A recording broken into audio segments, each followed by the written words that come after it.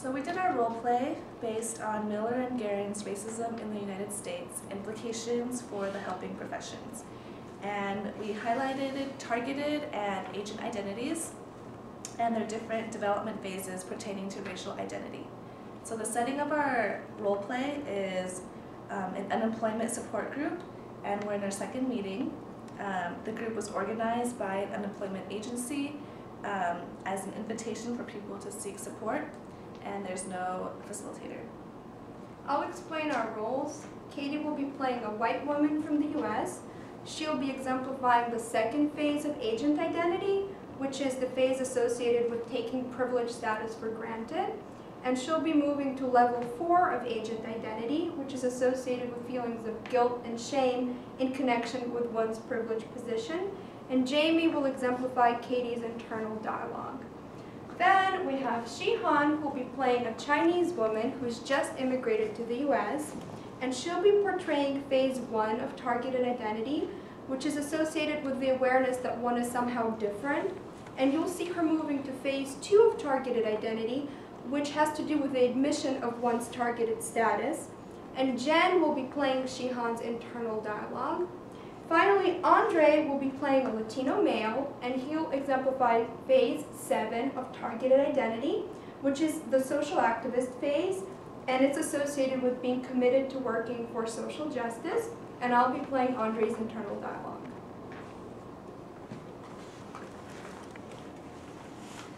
Okay, so I know I told you guys last time that I just moved here and I'm still kind of adjusting. It's been like 2 months and it's different seeing all the new people and whatnot. And I've been looking for a job for about 2 months, and I didn't think it was going to be this hard because I'm very qualified. I did go to a really good school and come from a good area and whatever. So I kind of assumed it was going to be a lot easier, but I do have really good news because I have my second interview coming up tomorrow, and I'm really excited about it because it's going to be really good. It's taken me so long to get this interview. I've been looking for a job for months. If I don't get the job, I'll know why. The foreigners, they come here, they work for nothing, they take all our jobs. That damn Obama. That's great to hear, Katie. Sounds like you've been waiting for the opportunity for a while. I know you're really well qualified, and I'm happy for you. I hope it works out. Katie, congratulations. I'm so glad to hear your good news. But I have a hard time looking for a job. I moved from China to the US 3 months ago, but I haven't gotten any job interview opportunities yet.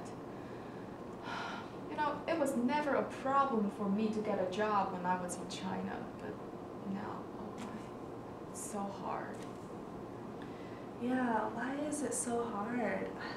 Maybe it's my accent. People tend to treat me differently because of it.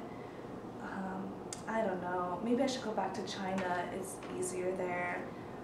I don't know if I'm working hard enough here. I don't know if I'm smart enough. I don't know.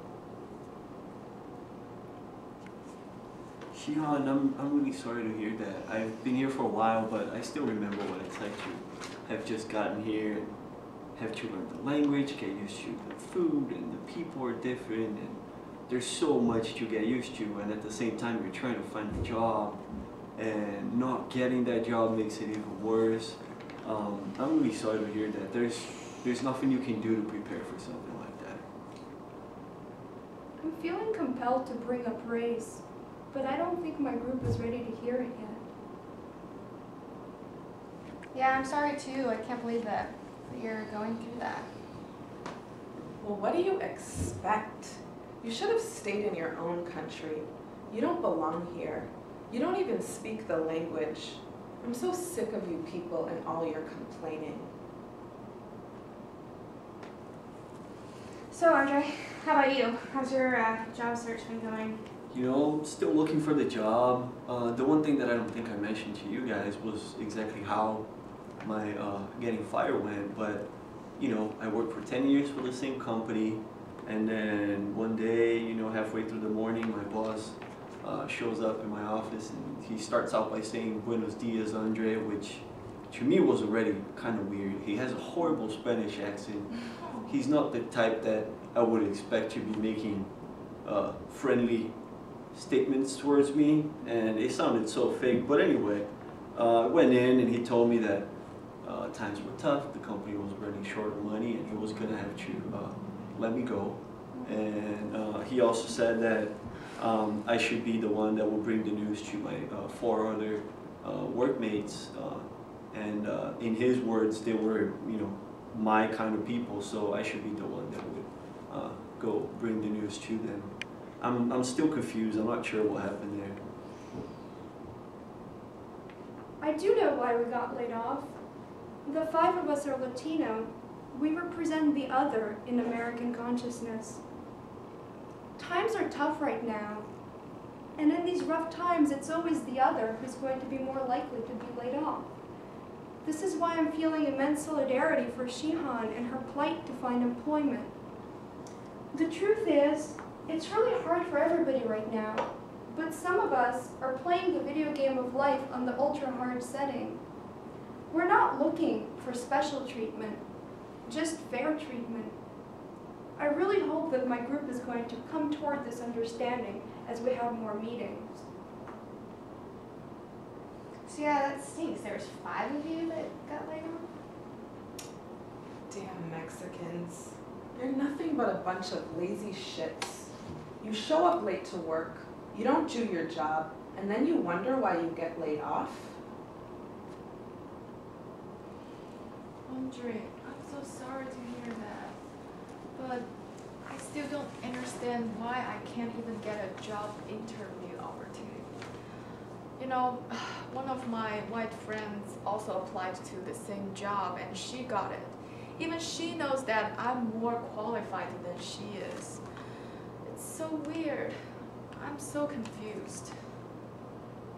I wonder if it's because I'm Chinese. Shihan, it doesn't sound like you have tried to think about this from a different perspective, but I mean, have you tried to think about the situation differently? If you think about it, you said yourself you're more qualified than your friend is. She knows it herself. The only difference here is the level of qualification and the fact that she is a white woman and you're not.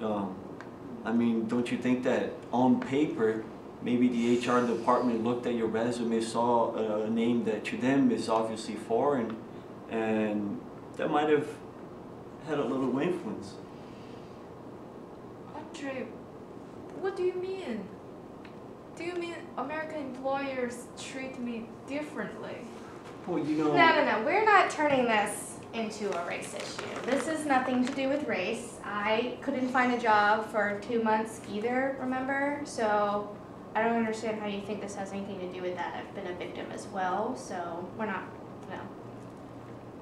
I'm not saying that this is because of race. I'm just saying you can't just take race out of the equation like that. Think about it. I already said it. The only thing that is different here is the qualifications. And normally, the highest qualified candidate gets the job. And in this case, she's the highest qualified candidate, and she didn't get the job.